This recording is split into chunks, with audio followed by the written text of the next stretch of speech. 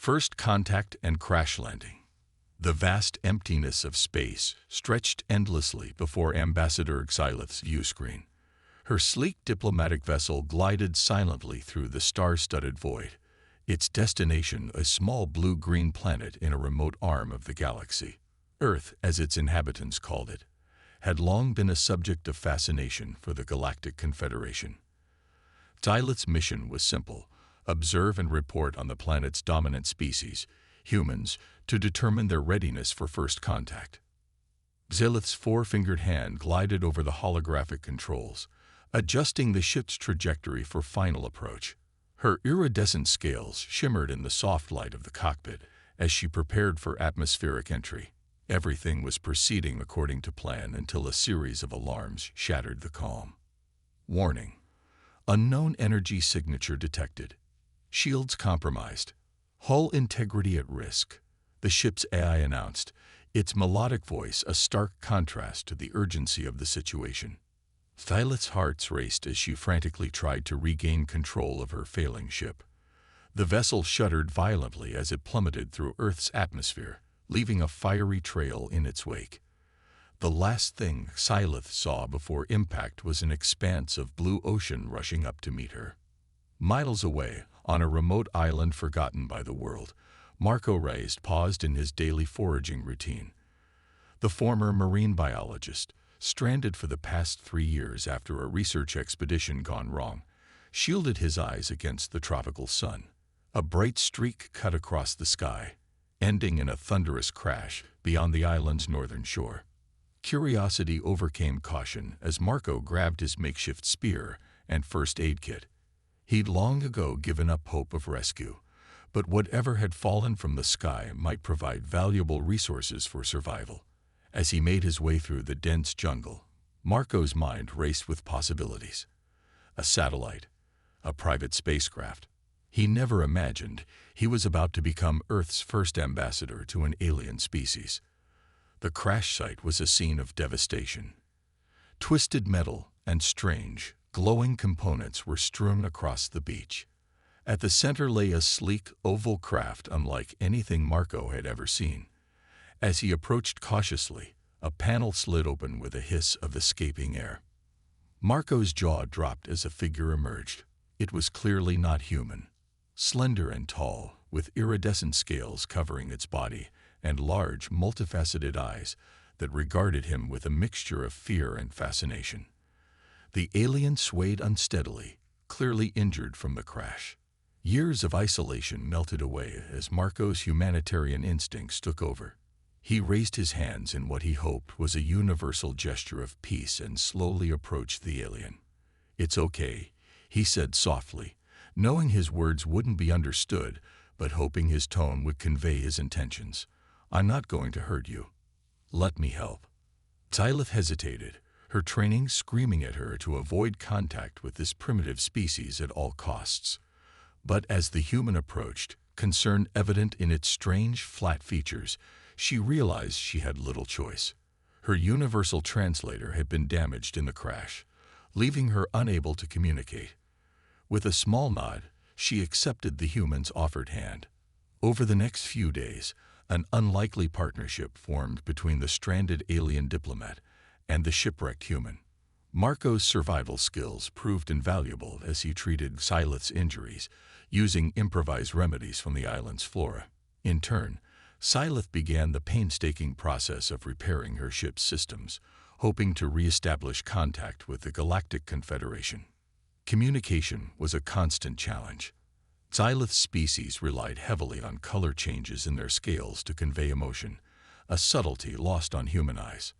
Marco, for his part, gestured wildly and spoke slowly, as if volume and enunciation could somehow bridge the gap between their languages. Despite the difficulties, a rudimentary understanding began to form. As they worked side by side to salvage components from the crash, Xylith found herself increasingly impressed by Marco's ingenuity. With no knowledge of her advanced technology, he nonetheless managed to repurpose parts in creative ways, cobbling together tools and even helping to boost the power of her distress beacon. One evening, as they sat by a fire on the beach, Marco pointed to the stars, and then to Scylla, his expression questioning. Understanding his curiosity, Scylla used a stick to draw in the sand, creating a simple map of the galaxy. She indicated Earth's position, and then, with a graceful sweep of her arm, gestured to a point far across the imaginary cosmos. Marco's eyes widened with wonder. All his life, he had dreamed of making a great discovery, of leaving his mark on the world. Now, faced with irrefutable proof of intelligent alien life, he realized the true scale of the universe and humanity's small place within it. As the days turned to weeks, Scylla's admiration for her human companion grew. Marco's resilience in the face of isolation, his adaptability, and his unwavering optimism were traits her own species often lacked. She began to question the Confederation's assessment of humanity as a primitive, unready species. Their peaceful coexistence was shattered one morning by the distant roar of engines. Both Marco and Scylla looked to the sky, hope and fear mingling in their expressions. But the craft that appeared on the horizon was not the rescue Scylla had been expecting. Its angular, predatory shape was unmistakable. A Kraxun warship, the scourge of the galaxy. Scylla's scales paled with terror. The Kraxun were a warmongering species, conquerors who saw other races as little more than resources to be exploited. If they were here, Earth was in grave danger. She turned to Marco, desperate to convey the threat, but the language barrier seemed insurmountable. Marco, sensing Scylla's distress, placed a reassuring hand on her shoulder. He didn't need to understand her words to know that whatever was coming, they would face it together. As the Kraxun ship grew larger on the horizon, human and alien stood side by side on the beach, united against a common enemy. In that moment, watching Marco's determined expression, Scylla realized that her mission had changed. No longer was she a mere observer of humanity.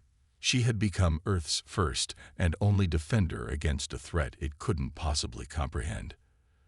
The fate of this beautiful, primitive world now rested in the hands of an unlikely pair, a stranded alien diplomat and a shipwrecked human scientist. As the Kraxun ship began its descent, Scylla and Marco exchanged a look of grim determination. Their journey was just beginning, and the future of Earth hung in the balance. But in the face of overwhelming odds, a spark of hope remained. For if there was one thing Scylla had learned about humans, it was their remarkable ability to defy expectations. The real test of humanity's readiness for the galactic stage was about to begin. Unlikely alliance. As the Kraxun warship descended upon the island, Scylla grabbed Marco's arm and pulled him towards the dense jungle. Years of diplomatic training warred with her instinct for survival, but one thing was clear: they couldn't let the Kraxun discover Earth's potential. Marco, sensing the urgency, followed without hesitation, his trust in his alien companion overriding his curiosity about the new arrival. They delved deep into the heart of the island, where the thick canopy provided cover from aerial surveillance. Marco led them to a hidden cave he had discovered during his years of isolation. As they huddled in the damp darkness, the distant sound of the Kraxun ship's engines faded, replaced by an eerie silence. Scylla's multifaceted eyes, adapted for low-light conditions, scanned their surroundings. She marveled at Marco's foresight. The cave was stocked with basic supplies and appeared naturally camouflaged. Once again, she found herself impressed by human ingenuity. With immediate danger averted, the challenge of communication loomed large. Scylla knew she had to convey the gravity of their situation to Marco. But how? In a moment of inspiration, she began to draw on the cave wall using a piece of charcoal from their hastily grabbed supplies. Her artistic skills were rudimentary, but the message was clear. She drew a simple representation of the galaxy, marking Earth's position. Then, with sharp, aggressive strokes, she illustrated the Kraxun's path of conquest across the stars, ending with their arrival at Earth. Marco watched intently, his brow furrowed in concentration.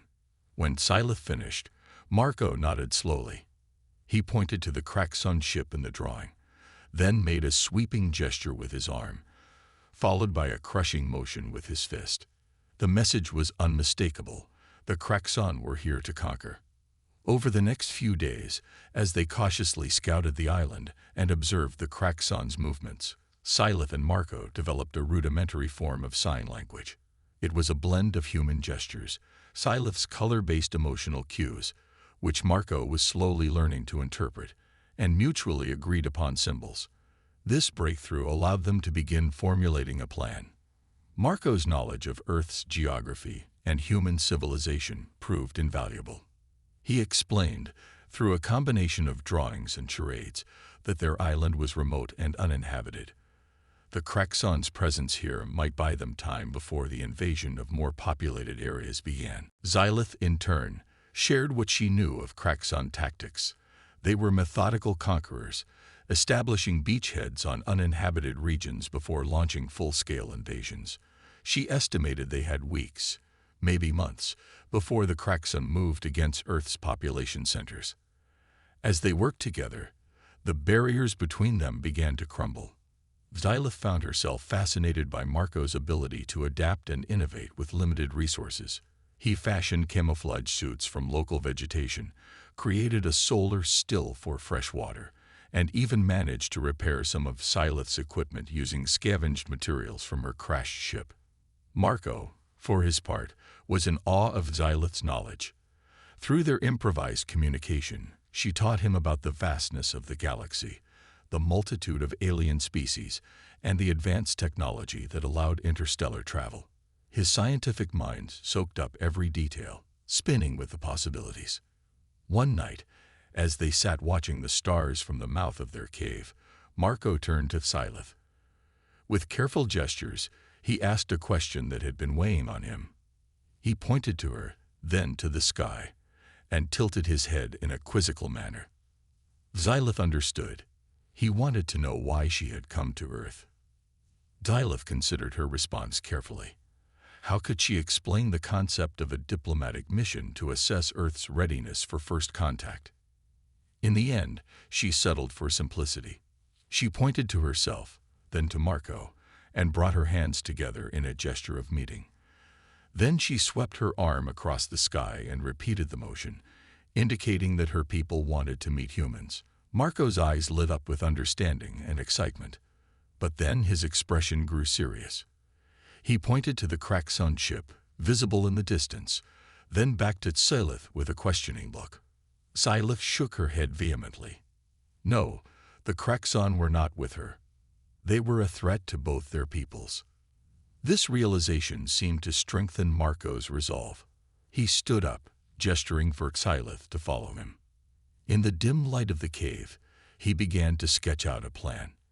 Using their combined knowledge, Marco's understanding of Earth and human technology, and Syleth's insight into alien capabilities, they started to formulate a strategy to warn Earth and potentially contact Syleth's people for help. Their plan was audacious, perhaps even foolhardy, but it was all they had.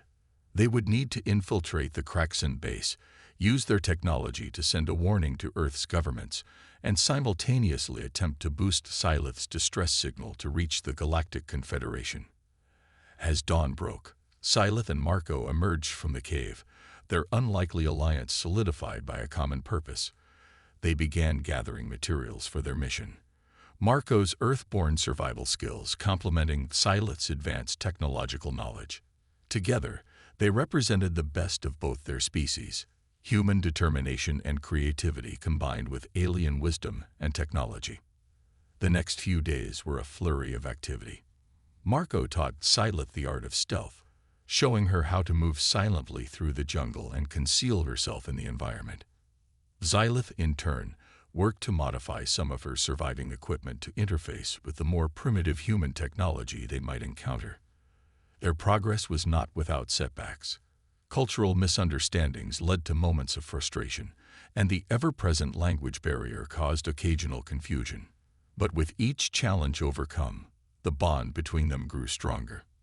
One afternoon, as they were practicing silent movement through the underbrush, they stumbled upon a Kraxon scouting party.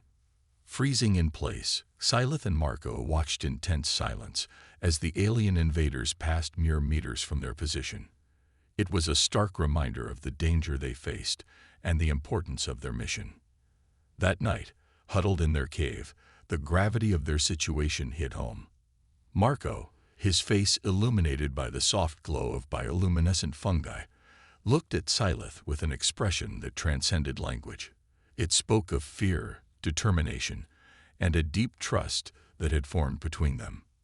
Syleth felt a surge of emotion she couldn't quite name, a mixture of affection, respect, and a fierce protectiveness for this human and his world. As they finalized their plans, a new understanding passed between them. They were no longer merely an alien and a human thrown together by circumstance. They had become partners, friends, perhaps even something more, representatives of their respective species, united against a common threat. The next morning, as they prepared to set their plan in motion, Syleth and Marco stood at the edge of the jungle, overlooking the Kraxan base. The sleek, menacing ships loomed in the distance, a stark reminder of the challenge that lay ahead. But as Syleth looked at Marco, seeing the determination in his eyes and the set of his jaw, she felt a surge of hope. Humanity, she realized, was far more ready for the galactic stage than her people had ever imagined. And she, an alien diplomat on a routine mission, had become Earth's first ally in a war it didn't even know it was fighting.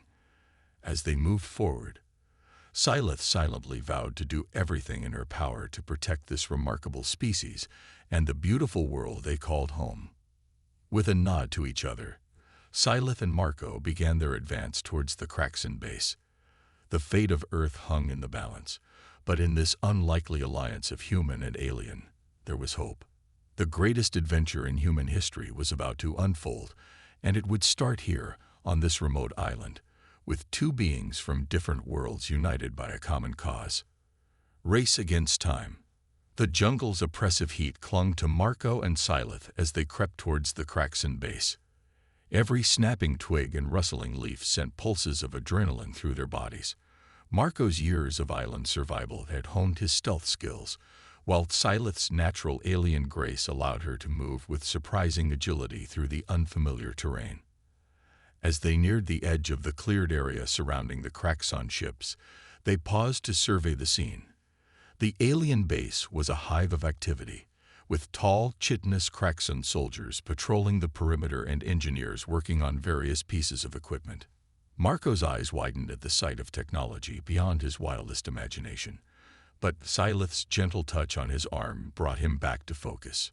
Using their improvised sign language, Syleth conveyed their next move. They needed to reach the main communication array, a towering structure at the center of the base.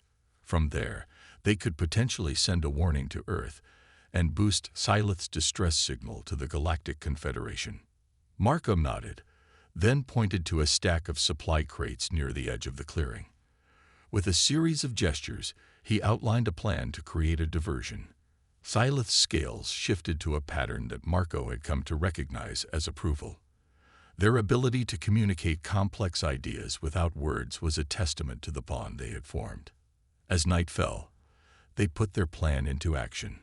Marco, using skills honed from years of fashioning tools from island resources, quickly assembled a crude timer mechanism attached to some of Syleth's damaged but still volatile power cells. They placed the device in the supply crates and retreated to a safe distance. The explosion, when it came, was more spectacular than either had anticipated. The Kraxan base erupted into chaos, soldiers and engineers rushing towards the flames that now engulfed their supplies. In the confusion, Marco and Syleth slipped past the perimeter defenses.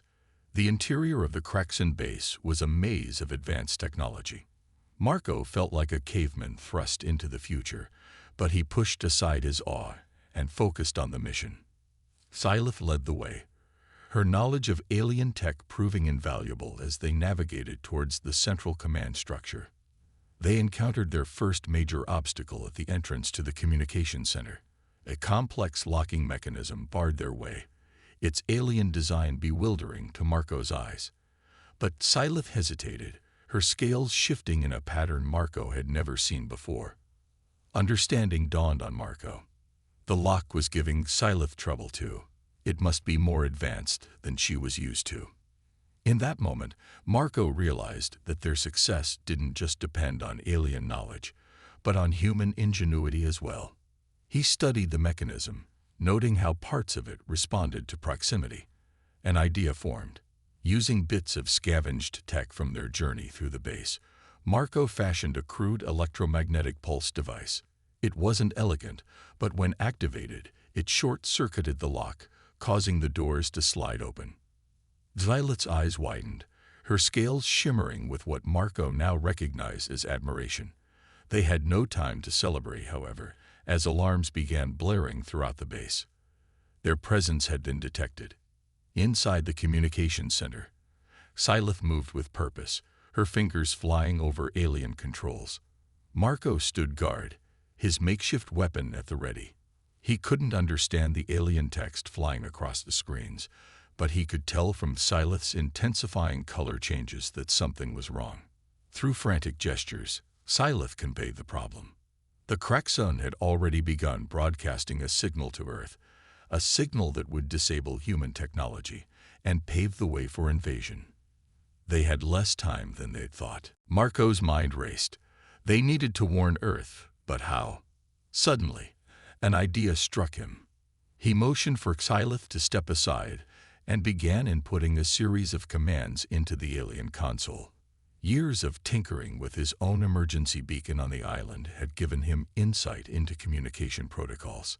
To Scythe's amazement, Marco managed to piggyback their warning message onto the Kraxun signal. It wasn't elegant.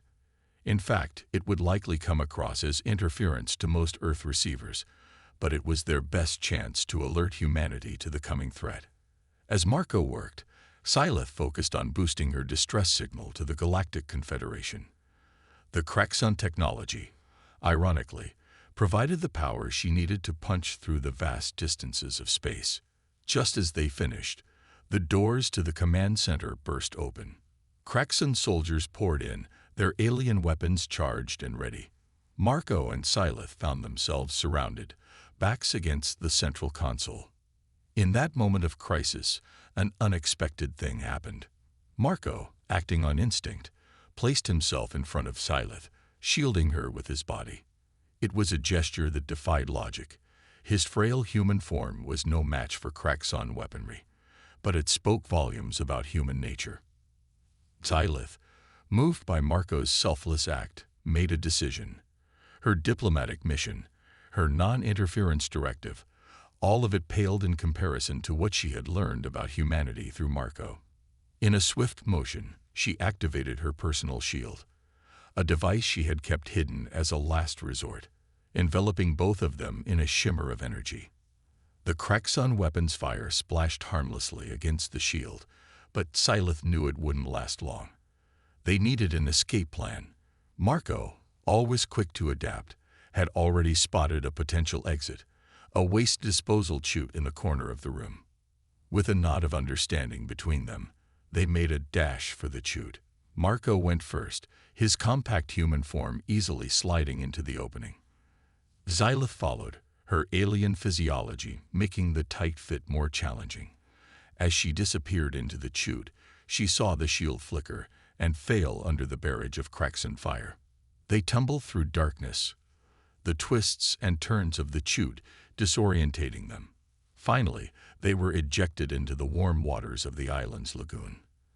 As they surfaced, gasping for air, the night sky above them was lit by the frantic activity of the Kraxun base.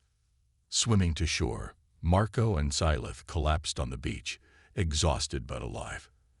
As they caught their breath, they exchanged a look that needed no translation. They had succeeded in warning Earth and calling for help, but their ordeal was far from over. In the distance, they could see more Kraxun ships descending from the sky. The invasion was beginning in earnest. Marco and Scythe knew that they had become Earth's first line of defense, an unlikely pair of heroes thrust into a conflict beyond anything humanity had ever faced. As they gathered themselves to plan their next move, Marco reached out and took Scythe's hand. In that simple gesture was a promise. Whatever came next, they would face it together, human and alien, two beings from opposite ends of the galaxy, united in their determination to save Earth. The race against time had entered its most critical phase. The fate of humanity hung in the balance, and the actions of one maroon scientist and a stranded alien diplomat would shape the future of Earth and its place in the galactic community. As they disappeared into the jungle, preparing for the challenges ahead, both Marco and Syleth knew that their greatest test was yet to come. Invasion begins. The dawn broke over the island, painting the sky in hues of orange and pink that belied the gravity of Earth's situation. Marco and Syleth emerged from their jungle hideout, their faces etched with determination and exhaustion. The events of the past night felt like a fever dream, but the increasing number of Kraxon ships descending from the heavens was a stark reminder of the reality they faced. As they watched the alien armada grow, a faint, repetitive sound caught Marco's attention. His eyes widened in recognition. It was the emergency broadcast signal, coming from his long-abandoned radio in the old campsite. Their makeshift warning had worked. The world was beginning to realize the threat it faced. Syleth's scales shimmered with a pattern that Marco had come to associate with hope. They exchanged a nod, their shared sense of purpose needing no words. It was time for the next phase of their desperate plan. They made their way to Marco's original camp, carefully avoiding Kraxon patrols. The old radio crackled with static, interspersed with fragments of emergency broadcasts in various languages. Marco's hands shook as he fine-tuned the signal, his years of isolation melting away as he reconnected with the world he'd left behind. Unidentified objects in Earth's orbit. All citizens are advised to remain calm and stay indoors. This is not a drill. Syleth watched Marco's face intently, reading the mix of emotions that played across his features.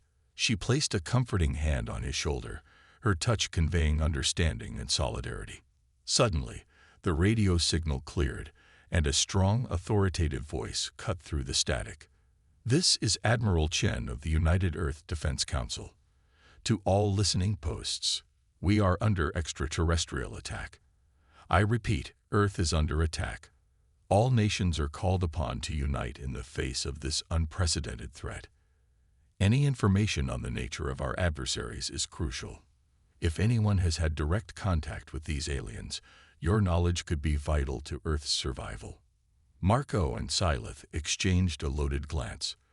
This was their chance to make a real difference. But how could they convince the world's leaders to trust the word of a maroon scientist and an alien who was, technically, part of the invasion force? Marco took a deep breath and keyed the radio's transmitter. "This is Dr. Marco Reyes, marine biologist, presumed dead for the past 3 years. I have critical information about the invasion. Please respond." For several agonizing moments, there was only static. Then, "Dr. Reyes, this is Admiral Chen. We're tracking your signal.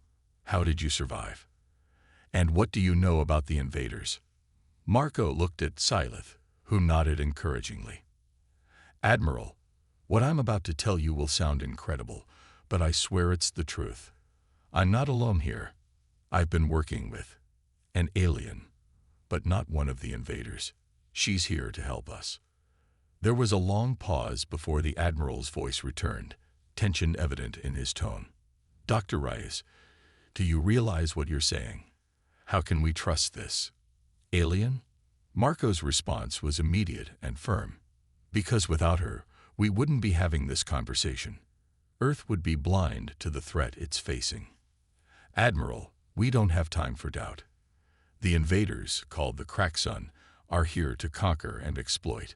But there are other aliens out there, peaceful ones. We've called for their help. But until they arrive, we need to work together." What followed was a whirlwind of information exchange.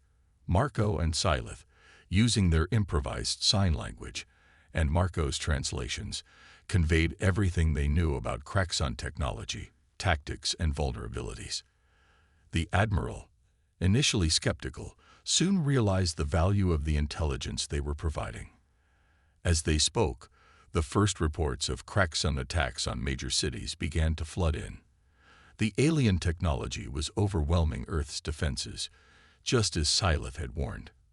But armed with the insights provided by Marco and Syleth, human forces began to adapt. Military strategists used the information to coordinate counterattacks, targeting weak points in Kraxun shields and communication systems. Hours passed, and the tide of battle ebbed and flowed. Marco and Syleth, still trapped on their island, but now in constant communication with Earth's defense forces, became the linchpin of humanity's resistance. Their unique combination of human ingenuity and alien knowledge proved invaluable in decoding Kraxun transmissions and predicting their movements. But the Kraxun were not to be underestimated. As Earth's forces began to mount effective resistance, the invaders changed tactics. They started targeting power grids and communication networks, attempting to plunge the planet into chaos. It was during one of these attacks that Marco had an epiphany. Observing how the Kraxun ships coordinated their efforts, he realized there had to be a central command ship orchestrating the invasion. If they could locate and neutralize it, they might be able to throw the entire Kraxun force into disarray. Excitement building, Marco shared his theory with Syleth and Admiral Chen. Syleth's scales rippled with a pattern of intense concentration as she considered the idea. Using the Admiral as a translator, she confirmed Marco's suspicion and added crucial details about Kraxun command structures. With this new information, Earth's remaining satellite network was repurposed to search for the command ship. It was Syleth who finally spotted it. A massive vessel hiding in the shadow of the moon, its energy signature masked by complex technology. As plans were made for a desperate assault on the Kraxun command ship, a new signal suddenly burst through on all frequencies. Marco and Syleth recognized it immediately. The Galactic Confederation had received their distress call and was responding. Hope surged through both of them. Help was coming. But would it arrive in time? The Kraxun invasion had already devastated large portions of the planet. Even with the potential to strike at the command ship, Earth's forces were stretched to their limit. In this moment of crisis, Marco turned to Syleth, his eyes shining with a mix of determination and something deeper, more personal. Through their makeshift sign language, he conveyed a risky but potentially game-changing plan. They needed to get off the island and onto that command ship. With Syleth's knowledge of Kraxun technology and Marco's out-of-the-box thinking, they might be able to sabotage it from within. Syleth's initial reaction was one of shock. The danger was immense, and success seemed nearly impossible. But as she looked at Marco, seeing the unwavering resolve in his eyes, she felt her own determination solidify. This was no longer about her mission, or even about saving one planet. It was about standing alongside this remarkable human, representing the best of both their species in the face of overwhelming odds. With a nod, Syleth agreed to the plan. As they relayed their intentions to a stunned Admiral Chen, Marco and Syleth began to gather what meager resources they had. The next few hours would determine not just their fate, but the fate of Earth and potentially the entire galaxy. As they prepared for their most dangerous mission yet, Marco and Syleth shared a moment of quiet understanding. Whatever happened next, they had already changed the course of history. Human and alien, they had formed a bond that transcended the boundaries of their species. Now they would put that bond to the ultimate test. The invasion of Earth had begun as a tragedy, but it had also sparked the greatest alliance the galaxy had ever seen. As Marco and Syleth set out towards the Kraxun ships, ready to risk everything, they carried with them the hopes of two worlds and the promise of a future where humans and aliens could stand together as equals.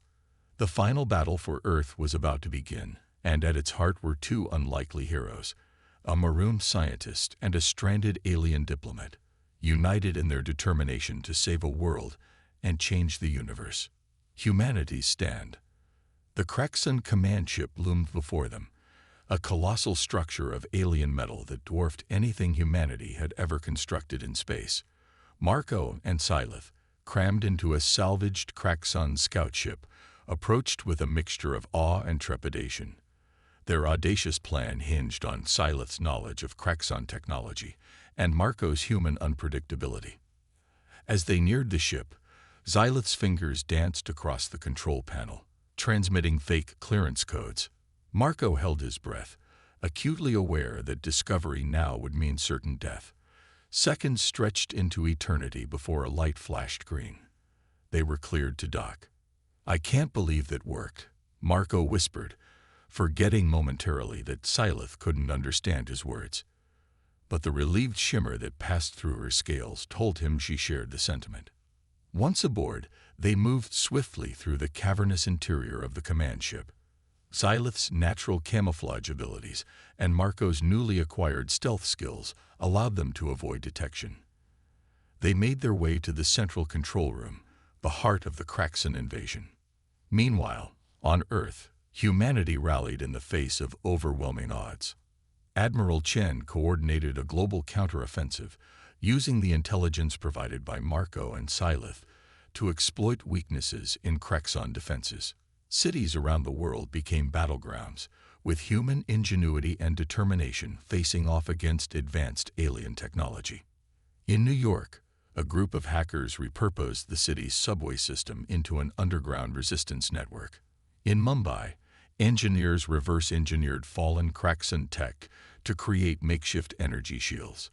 And in a lab in Tokyo, scientists worked tirelessly to develop a virus that could infiltrate and disrupt Kraxon systems. Back on the command ship, Marco and Syleth finally reached their goal. The control room was a hive of activity, with Kraxon officers coordinating the invasion. Using the last of Syleth's cloaking technology, they slipped inside unnoticed. Marco's eyes widened as he took in the alien technology surrounding them. But there was no time for wonder. They had a mission to complete. Syleth gestured towards a central console, her scales rippling with urgency. This was the nerve center of the entire invasion. As Syleth began to interface with the alien system, alarms suddenly blared. They had been detected. Kraxon soldiers poured into the room, weapons raised. Marco, armed only with his wits and a makeshift weapon, prepared for what seemed like a hopeless last stand. But at that moment, a new alarm sounded. On the main view screen, a fleet of ships unlike any they had seen before appeared. The Galactic Confederation had arrived. The Kraxon forces, caught off guard by the new threat, divided their attention. In the confusion, Marco and Syleth seized their chance.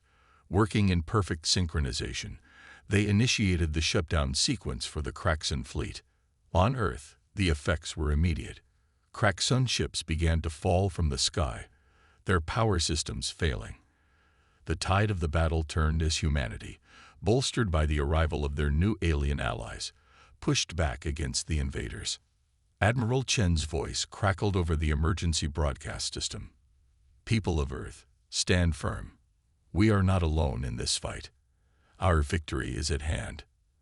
As the Kraxon command ship itself began to lose power, Marco and Syleth found themselves surrounded, with no apparent escape. In that moment, Marco did something that would be remembered in the annals of both human and alien history. He reached out and took Syleth's hand, a gesture of unity that transcended species. Suddenly, they were engulfed in a beam of light.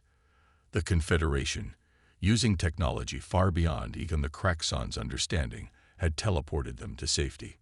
From the bridge of the Confederation flagship, Marco and Syleth watched as the Kraxon invasion crumbled. The defeated aliens surrendered, their grand plans of conquest thwarted by the unlikeliest of alliances.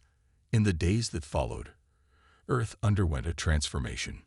The arrival of the Galactic Confederation opened up a new chapter in human history. Marco, once a forgotten castaway, became Earth's first ambassador to the stars.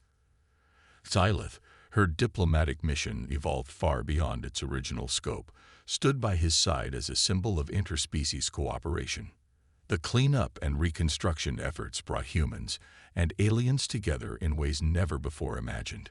Kraxon technology, now understood thanks to Syleth's insights, was repurposed to heal the planet and advance human civilization by centuries.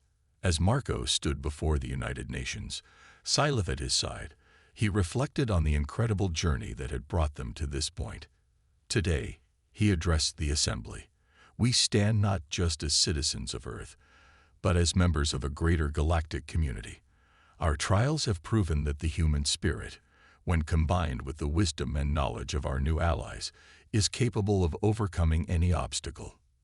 Lilith, now fluent in several Earth languages thanks to Confederation technology, added her own thoughts.